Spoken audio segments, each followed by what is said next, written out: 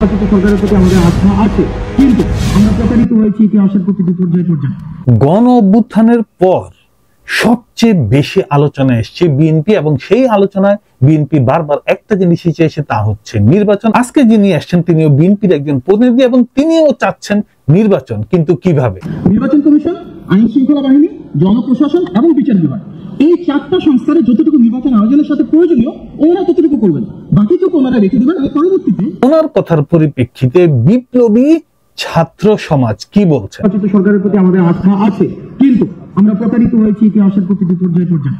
And yes, প্রতিবার বারবার 40 থেকে 50 বছর ধরে বাংলাদেশের মানুষ রাজনৈতিক দলের নেতাদেরকে বিশ্বাস করে এসেছিল, সেই প্রথম থেকে আজ পর্যন্ত কেউই কথা রাখেনি গতবারের আওয়ামী লীগ বা তার আগের বিএনপি। যে কারণে আজকে বিএনপি যখন ভোট দিয়ে নির্বাচিত হয়ে তারা সংবিধান সংশোধনের কাজটি করতে চাচ্ছেন, সেখানে সাধারণ জনগণ সেটাকে মেনে নিচ্ছে না, কারণ সাধারণ জনগণ মনে করে বিএনপি বা সমমনা দলগুলি আসলে তাদের প্রয়োজনে তাদের মতো করে বিগত সরকারের মতোই সংবিধান পরিবর্ধনে তাদের মতামতকেই গুরুত্ব দিবে, জনগণের বা দেশের মতামতকে নয়।